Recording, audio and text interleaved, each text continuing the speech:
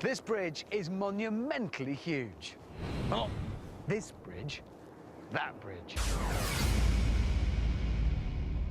Deep in the south of France, the stunning Millau Bridge is a record breaker. These tapering concrete giants are the tallest piers ever built. From the top, you would look down on the Eiffel Tower. Driving above the clouds, you cross the longest cable-stayed bridge deck on Earth, spanning the deepest canyon in Europe. Each year, this spectacular engineering achievement faces extremes of wind and heat in a valley no one thought could ever be conquered. But it wouldn't be standing here today without the power of lightning. 750,000 volts. What? A frying pan.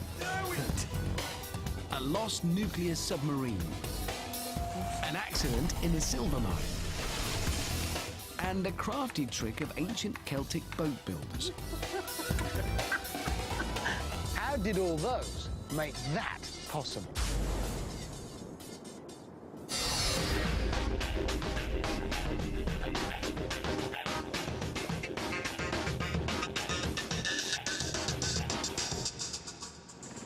This triumph of engineering and design lies in the massive Central Mountains of southern France. It was built to lift a curse on the tiny town of Millau. For 30 years, the auto route linking Paris to the beaches of the Mediterranean sped south through the French countryside. Until it hit this, the Tarn Valley. A 2.5 kilometre wide, 250 metre deep gorge, or in technical terms, a very big gap.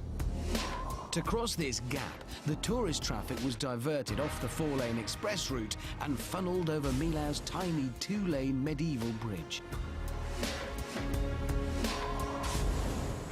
Summer in Millau was a nightmare. Gridlock traffic with 3-hour tailbacks and 18-mile queues. After 3 decades of mayhem, it was time to conquer the gorge. And so in 2004, the world's tallest road bridge was born. A giant span, 1/4 kilometre high.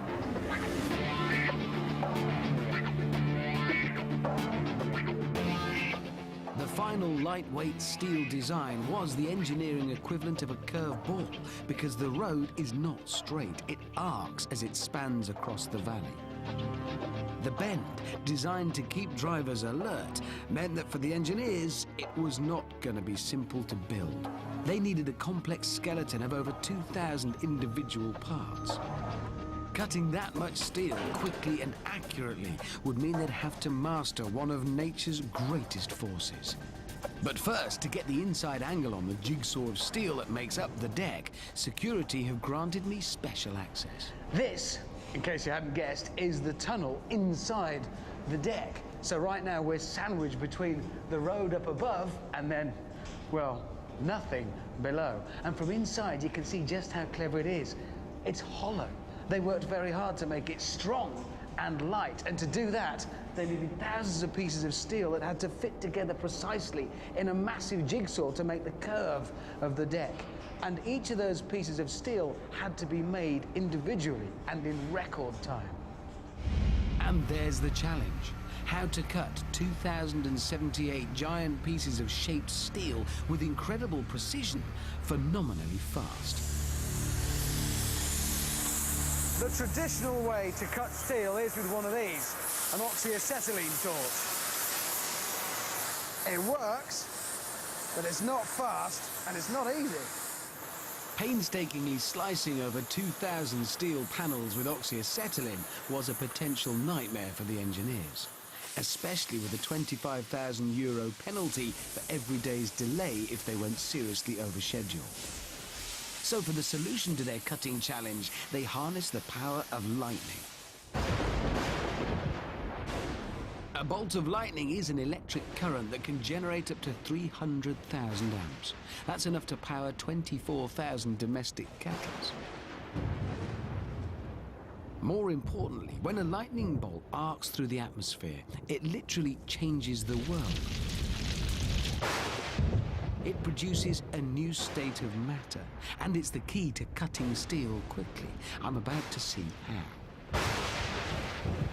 First, I'm going to control lightning.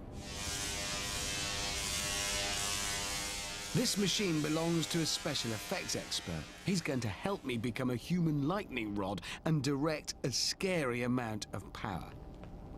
Mark Turner is my lightning wizard. Wow, Mark, this is like walking onto the set of a 1950s B-movie. Do you like it? It's brilliant, I think. What is it? It's a lightning machine. It's what we call a Tesla coil. Okay. It produces lightning. What I'd like you to do is to put this on. Oh, I get dressed up? You do get dressed up. This is the fun bit. That looks like chainmail.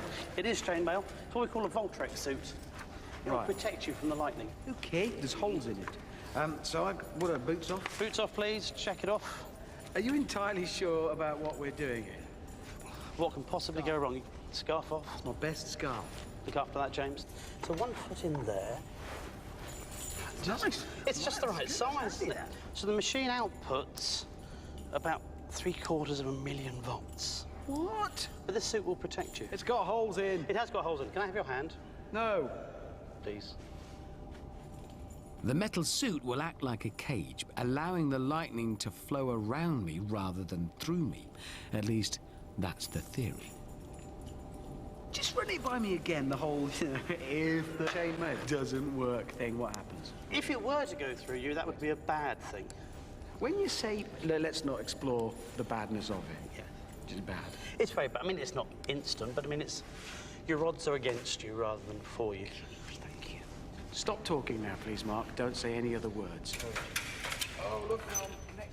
The Tesla coil massively increases the mains voltage. When the energy level's high enough, current will flow to me, and I should be able to direct it with my finger.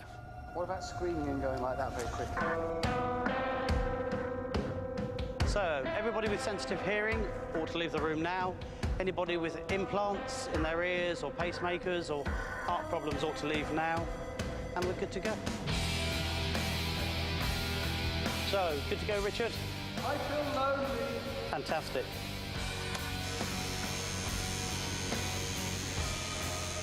Mark takes a moment to build the voltage to lightning levels. You feel okay?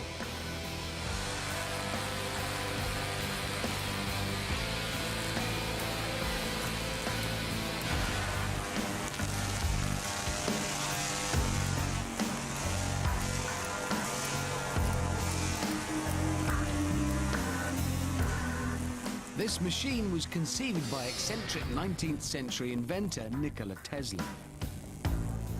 Labelled a mad scientist, well, he fell in love with a pigeon. He was also a pioneer of robotics, radio and electric power. In the course of looking for ways to transmit electricity across America, he devised this way of controlling lightning. Like nature's lightning, my lightning wants to find the shortest way to Earth.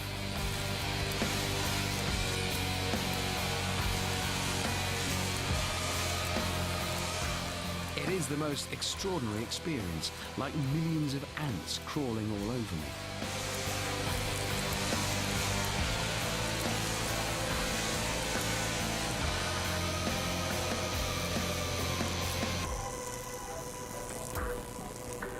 Okay, crew, let's go in.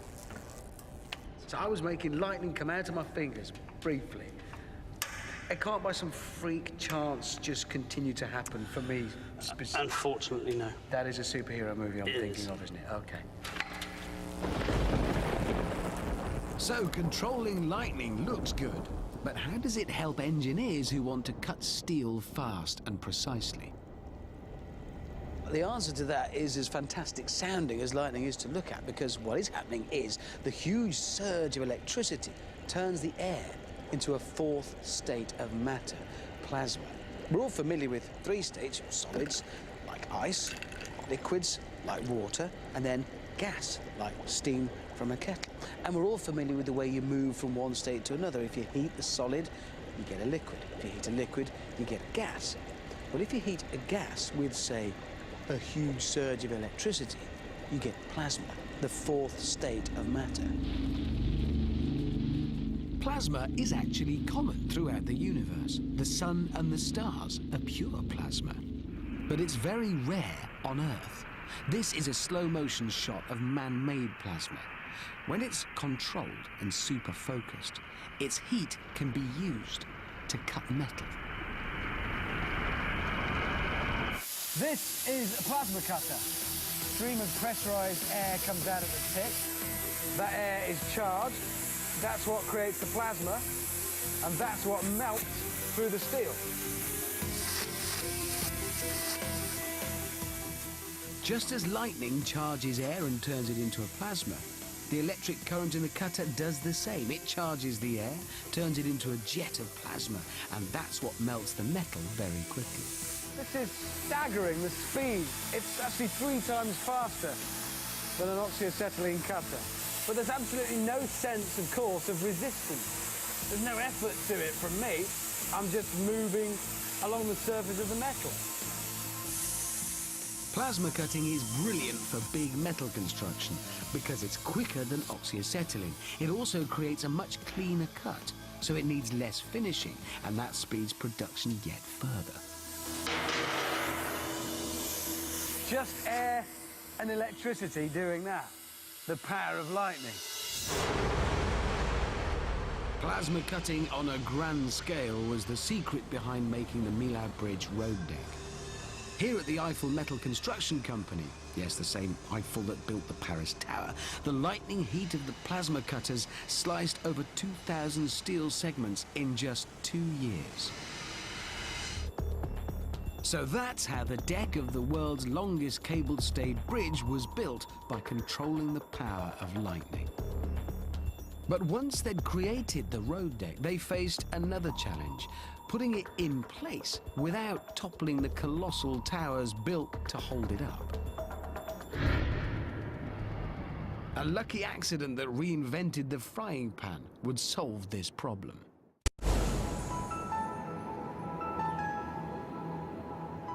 The Millau Bridge engineers had to somehow launch their steel road across the top of the giant concrete piers. But to achieve this, they had to devise a radical new delivery technique.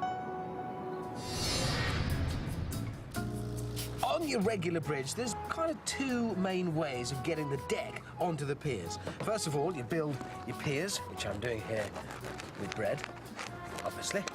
There we go, that's my piers. Then you can either build sections of your deck actually on site and crane them into position, and there's my bridge complete. Or option 2, you can build the whole deck and push it out over the piers from the sides of the valley until it's in place. Perfect. But Millau is not your regular bridge. For one thing, because of the depth of the valley they're trying to cross, the piers are not little squat ones like these. They're great big tall ones like these, which means once they'd actually got these into place, 240 meters tall, the expense, difficulty and complications of using cranes to lift the sections of road bridge up were just immense. So you go for the second option. You build the deck, you push it out. But with piers this high, 240 meters, the sideways force of the deck would just topple them, and disaster. This is the engineer's solution, a special hydraulic jack. It uses 2 giant wedges which slide across each other to lift and move the steel deck over the piers. Using wedges means that the road deck is lifted and slid forward in one move, avoiding any pushing against the piers. Then, as the second wedge is pulled out, the deck is lowered to sit back down on top of the piers.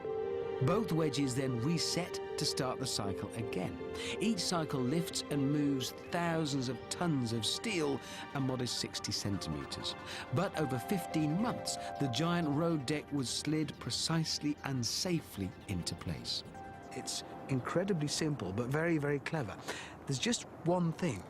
36,000 tons of decking are pressing down on top of these wedges. They have to be able to slide over one another to work. Well, to do that, the engineers had to rely on the most slippery substance ever created. Back in 1938, chemist Roy Plunkett was working to improve the efficiency of fridges, but he ended up making an amazingly slippery powder. He'd made PTFE, polytetrafluoroethylene, known the world over by its famous brand name, Teflon. New black, no-stain Teflon. Even hours after cooking, pans rinse clean in seconds. No soaking, no scouring. Teflon inside. It really is the slipperiest thing made by mankind. And that sounds like something that's got to be put to the test, which is where my friend Warwick comes in. Right. Well, when I say my friend Warwick, it's more... Boris. Yes, Boris. Boris is a gecko. He's got the stickiest feet, I would say, in the animal kingdom. This is Boris the gecko, performing for us the gecko test on a piece of glass. Well, that's Boris quite happily... There you go. That's vertical, maybe even a bit more, and that's glass gecko tested by Boris. Now we must test Teflon. So, right, let's perform the gecko test. I've just realised this might be quite disconcerting for Boris, but Boris, don't think what I know you're now thinking. We're using a frying pan because it's coated with the material, not because of, you know, for cooking things. Okay. I'm sorry, Boris, I'm really sorry. But I wouldn't blame him if he jumped straight out of this. Right, so let's try him on this. Oh, not a hope. We really can't. Well, clearly then our non-stick material passes the internationally recognised gecko test with ease. No, it's gecko-proof. I think that really is the final word from our gecko tester. Teflon really is very, very slippery. Once the launch had begun, there was no going back. And PTFE proved itself on the wedges, sliding the massive steel road deck over the valley. All thanks to the wonder non-stick stuff called Teflon, discovered by luck in a lab. Now the engineers had to face their next big problem. How to construct the tallest piers ever built, each to a specific point in the sky with millimetre precision. The highest of these giants is 245 metres, as tall as a 70-storey skyscraper. And the other 6 aren't exactly short. They all had to end up in exactly the right place, within millimetres. They were only possible with the technology from the submarine war games of the Cold War.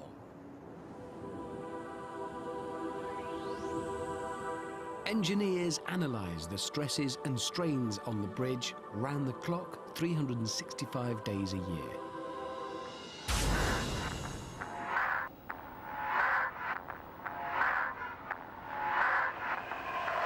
This is the control room, where today cameras and sensors monitor the traffic, the wind, temperature and humidity. But back then, when the bridge was under construction, it was, if anything, under even closer scrutiny.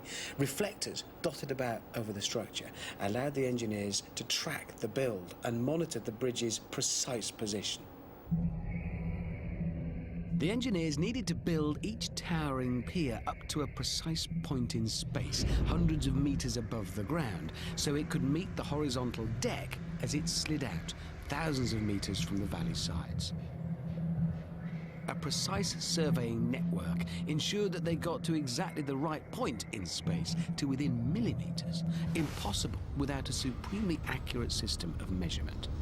The kind you'd need to find a dot in the ocean. Cue our next connection. It all started when US nuclear submarines began to get lost. The subs were designed to submerge for months, with gyroscopic systems to record every move. But over time, tiny errors mounted up. When the subs surfaced out in the middle of the ocean, they couldn't work out where they were. A precision nuclear weapon is not much use if you don't know which way to point it. The US Navy's solution was to launch satellites. On surfacing, the subs would listen for the satellite signal to work out where they were. It was the very first use of satellites for global navigation, the foundation of today's global positioning system, or GPS as we all know it. But how does it actually work? And how could a signal beamed from 20,000 kilometers away help engineers build a bridge to millimeter accuracy? The trick is to calculate how long a signal takes to get to Earth. If you know its speed and when a signal was sent, you can work out distance very accurately. To see just how this works, I'm meeting John Shelton, an expert in the field of acoustics. In a field. Hi, John. Hi, Richard. Well, I'm here, and, well, frankly, I'm confused. So, first of all, how can you measure these distances? What are we going to do?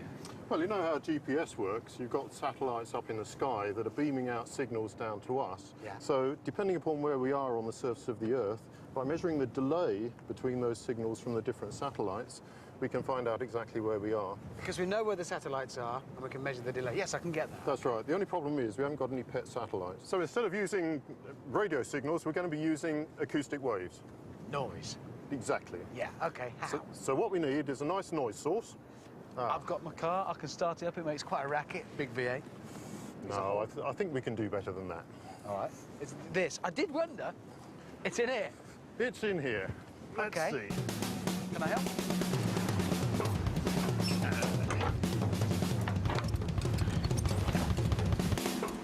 That's louder than my car.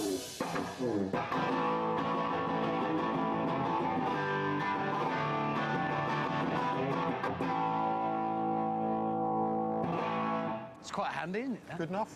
Yeah. We've got the gizmo over here, and we're going to take this with us, and we're going to be making the noise as we go down and measuring the delay as we go. You coming with us, Chris?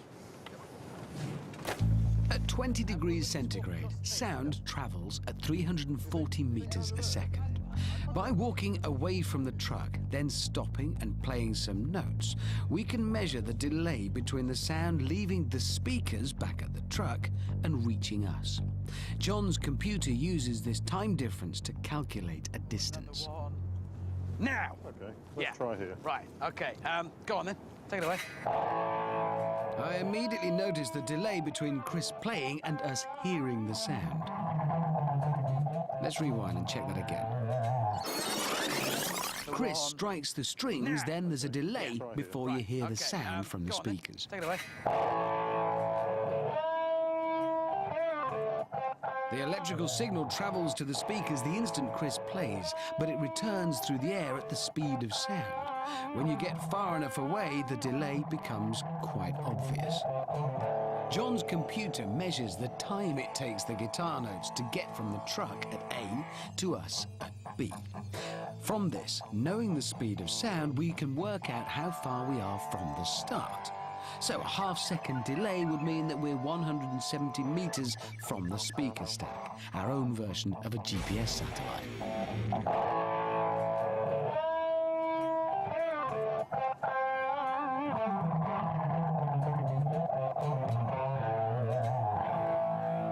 This is quite weird. Will that do you? 170. There you go. Thank you very much. So although what we've been doing was a bit, well, frankly, odd if you were watching from over there, probably, but we were using a signal to measure distance. And it doesn't matter what the signal is. We use noise. It could be anything. If you know how fast the signal is traveling, and you know how long it's taken to get from one point to another, then you can use that information to work out how far apart those 2 points are. You don't need a guitarist.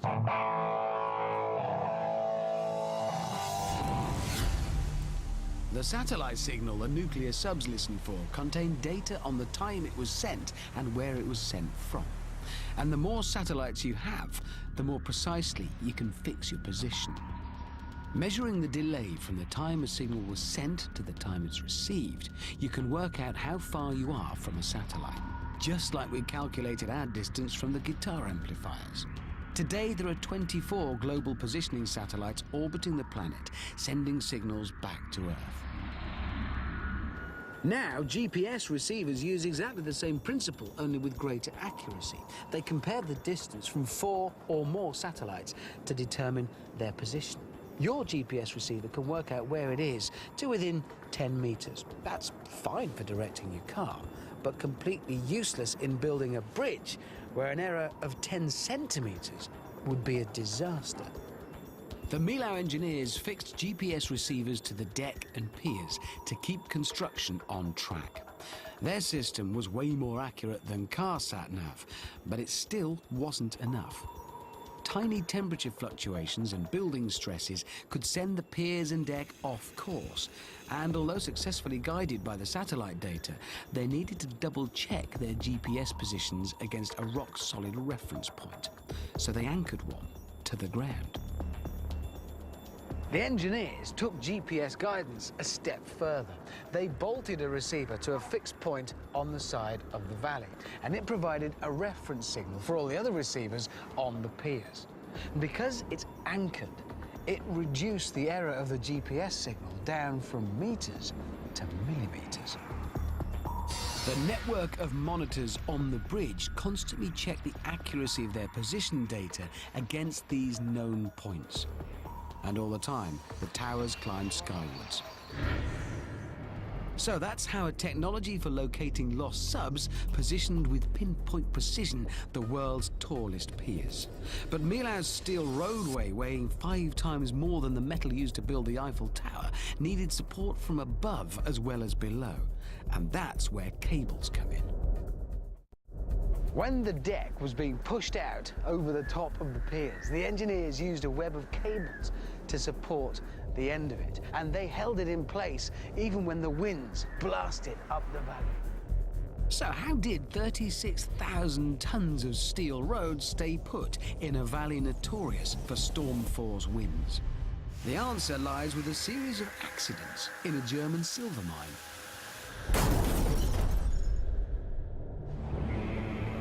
In winter and early spring, Europe's weather can turn on its head. Low pressure over the Mediterranean sucks cold air from the north down through the south of France. The Tarn Valley is pretty much your perfect winter, channeling mountain storms along its length. Winds here can reach 130 kilometers an hour. That's a pretty severe test for the cables here on the Millau Bridge. They take the strain, but it's only because of a series of mining accidents that they exist at all. Throughout history, miners have hauled heavier and heavier loads up from below ground. But this put dangerous stresses on the traditional pulleys and ropes used. Man has made rope since the earliest times, and depending upon where you lived, you could choose from a range of different plants to make it.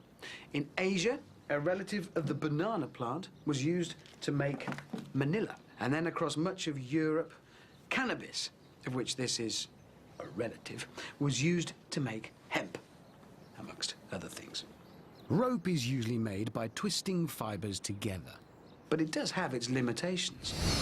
To understand rope's limitations, I've decided to break some, and materials expert Clive Sevier is going to help me.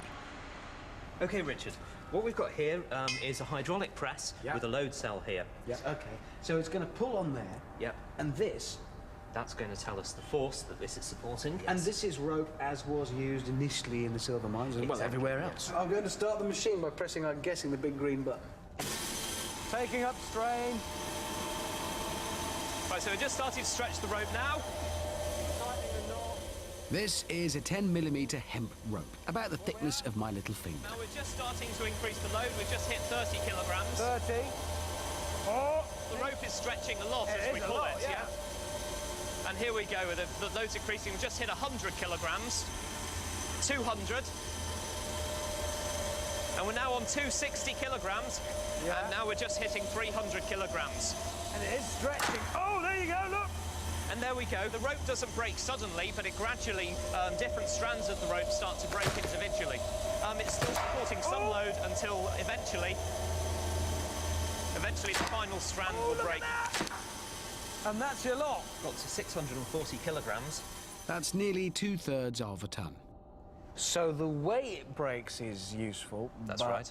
The weight at which it breaks is not so good. The rope breaks gradually. Single strands break, but the rest of the rope still holds some of the load. And so it doesn't sort of just give up. So we need now to test something. Exactly. To earn more, the miners needed to haul bigger loads, so they were looking for something stronger than rope. Which is why alternatives like metal chains came about.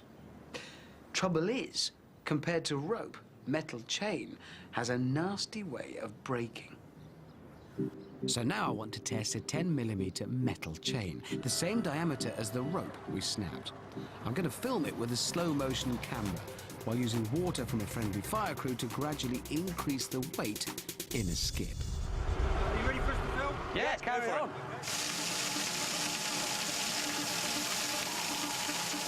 And the load's now starting to go up. So we've got to 800. Remember, the same size rope broke at just 640 kilos, not even 2/3 of a ton. Just about to hit 1.7 tons. So now we're hanging a large car from it. The chain is rated at 2.5 tons, but we've already hit over 3.5 tons, and it's still holding. Now we're running out of water. We've probably got about a minute's supply. What you're telling me is our chain is too strong? Yeah. Yeah. Okay, thank you.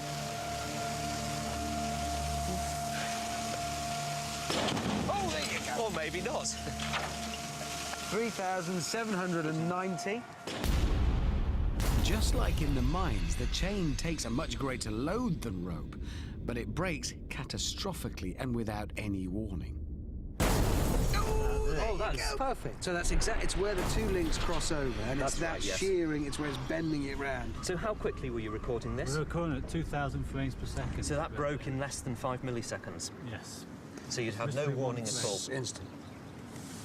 Ah, you have the culprit. We found the link here in the water, and so you can see here where it's failed. So the significance of this is where it's gone is a weak point inherent to the chain. It's inherent to the design of the chain that the material here is going to see a shear stress that's going to cause it to fail. And this shear strain, this bending on it, that's every chain has that weak.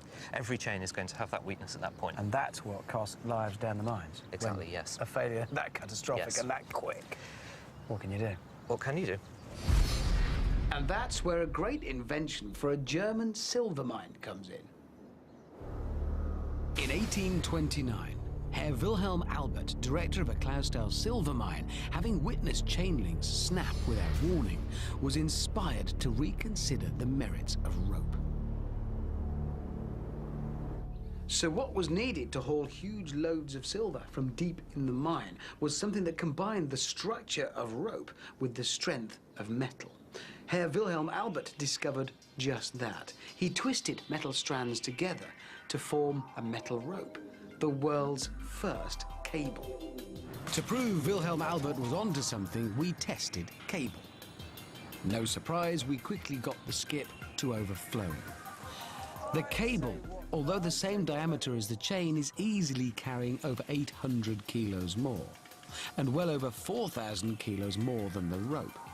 It's the best of both worlds. Twisting metal strands together like rope means cable is exceptionally strong, and when it fails, it should give ample warning, just like rope.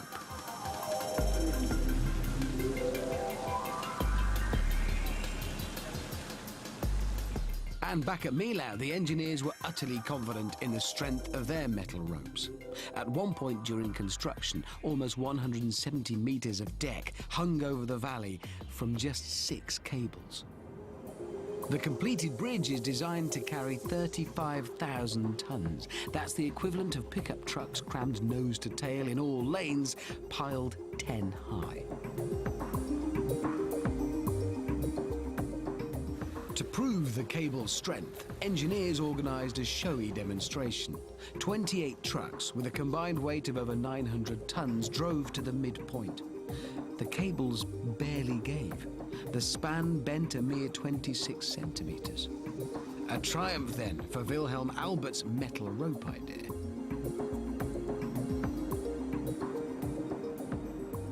But there's a neat twist here at Millau.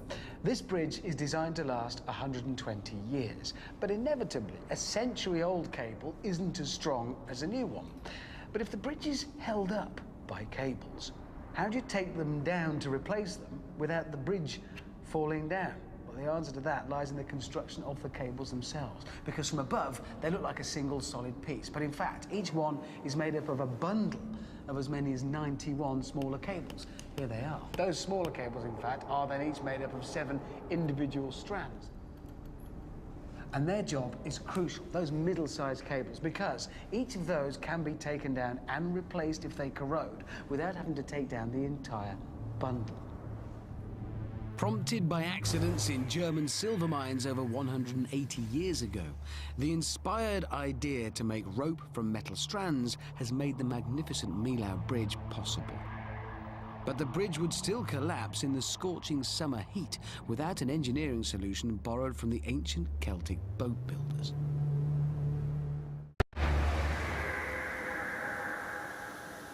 Building with metal comes with one massive drawback. The hotter it gets, the more it expands. Let me show you a little example of metal expansion. This is a heavy-duty jar, pretty tough to break. This is a metal core. Putting the jar around the core, I shall now apply heat. And, well, you probably guess what's going to happen if I heat up the metal core and expand the metal. Add heat to metal and it expands. This becomes a problem, though, when the metal is up against a material that's much less flexible, in this case, glass. And while we're waiting for something to happen, it's worth thinking, where else might we find large amounts of metal interacting with a material that doesn't like to bend?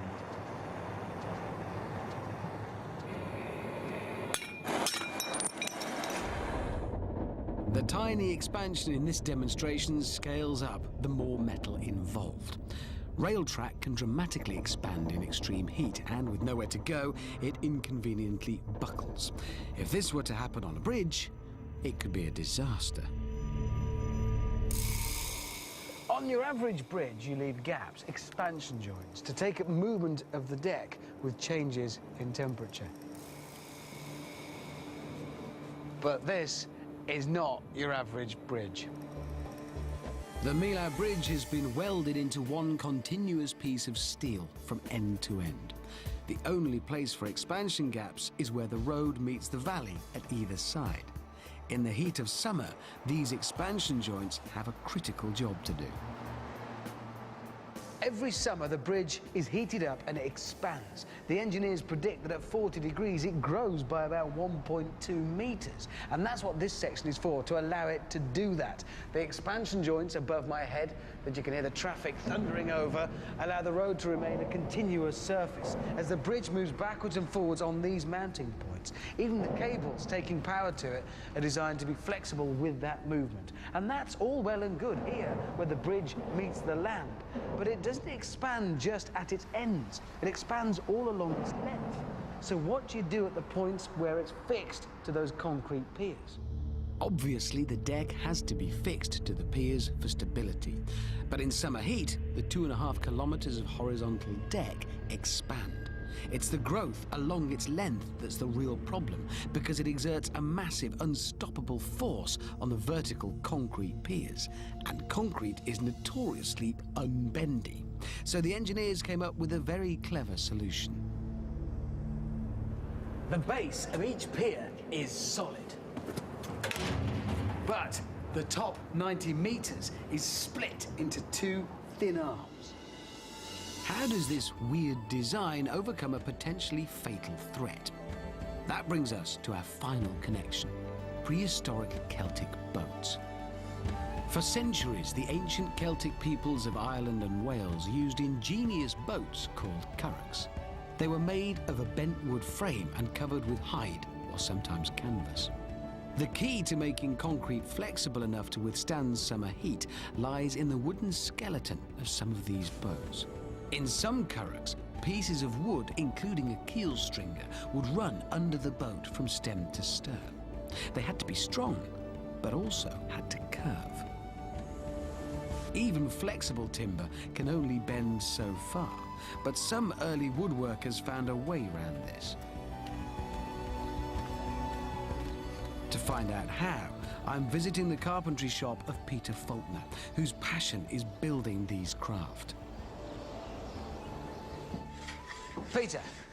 Richard, hello. So, you run a workshop here building traditional boats using ancient skills, but there is a link to do with the way the pillars of our bridge are built. It is to do with that split in them, and I think before we can really understand it a bit more, we need to split some wood. How do you do it? To cleave it, yes? Yes, Yep. cleave, that's the word. You want to cleave some now? Yes, I'd like to cleave some wood. Right, right. A couple of pieces here. That's a piece of wood. That's a piece of ash? Yes. So we just make a...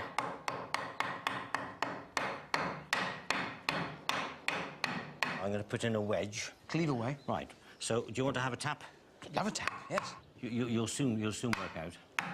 Right. These are not modern tools, are they? No. But then I guess this tells us that actually people have known about cleaving wood for a long time. This isn't new technology, is it? No. Prehistoric. I mean, we don't know, 10, 20,000 years. Cleaving the wood like this means it splits along its natural grain and keeps its strength. But it also changes the flexibility of the wood dramatically. Let's imagine this now was one of the pillars supporting our bridge. The problem here, remember, is flexibility, because the road deck is so long. When it gets hot, it expands and it moves out this way, or it shrinks back this way when it gets cold, and that needs flexibility. It'll just snap the pillar. With these splits in it, I mean, this will bend as much as you like, but because we've left the same amount of wood in it, the same amount of stuff, it's still just as strong at holding things up. There's as much to work under compression. I feel a test coming on, with two pieces of timber exactly the same size. Right, what I have here is my unique and custom-built flex test rig. This is one of the pillars, OK, represented by this big chunk of wood. And actually, proportionally, it's almost the same as the pillars, width to height. I'm going to test an uncleaved post first. I've added these straws to measure how far it will bend before it snaps. What happens to this? If it flexes, it'll start to knock these little straws out. So, using this winch, I will pull on that wire to apply the same force as if the road deck were expanding out this way on top of my giant pillar. Wish me luck. Now we're making our way towards the first of my little pegs. How far will it bend? Oh, we got one. The tension grows as the deck expands. Oh, no, it's all gone wrong. Well, we've hit 3 of the little straws, but, oh, yeah, that's not good at all, is it? Now, with the new post, Peter uses wedges to drive a split in it.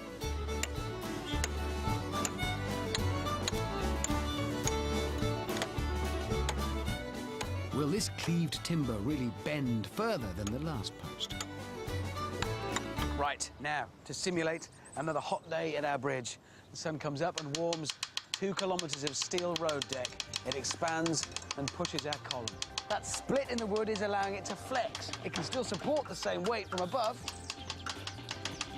but it's coping. Right, that's 4. I'm going to see if I can get it back. So this split timber has gone twice as far without breaking as the first unsplit one.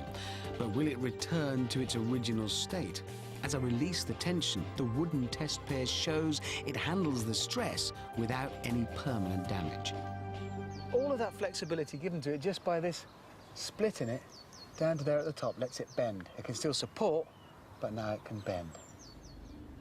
Modern woodworkers believe Celtic boat builders use this same principle for their curraghs. The wooden keel stringer could be split to allow it to bend, whilst keeping it strong and sturdy.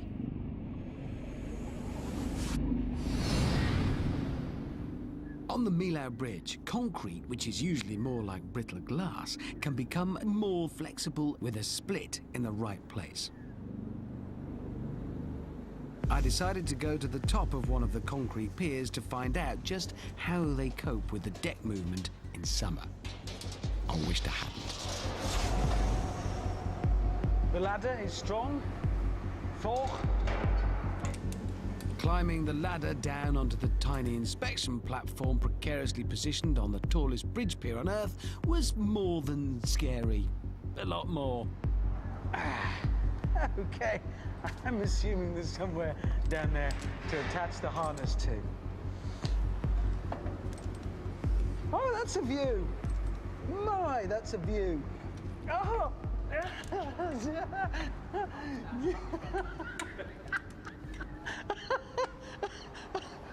Mother of God.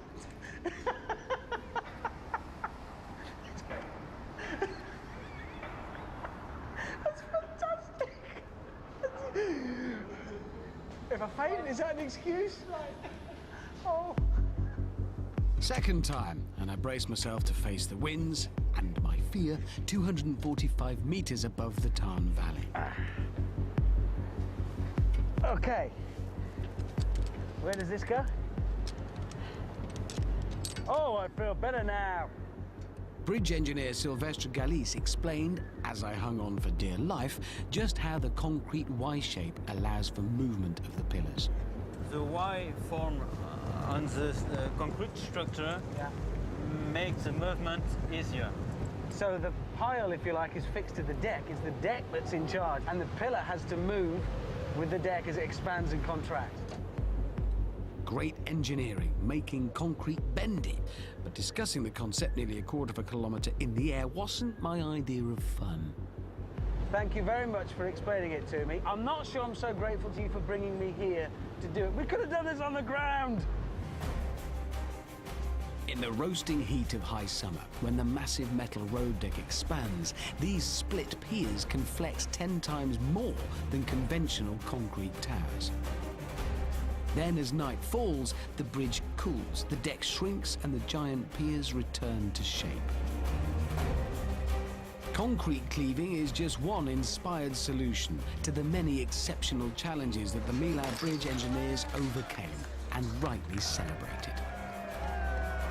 They wanted to build a bridge that was more than just a link between the two sides of the valley. They wanted to create a structure that, rather than detract from, would add to the landscape. A sculpture in a region treasured by France for its natural beauty. And for what it's worth, if you ask me, they did it. Who would guess that to make it they embraced the power of lightning, were guided by submarine navigation, used a chance discovery from a chemistry lab, cables prompted by accidents in a German silver mine, and were inspired by a crafty idea from ancient boat builders. The Millau Bridge, a stunning piece of engineering made with incredible style.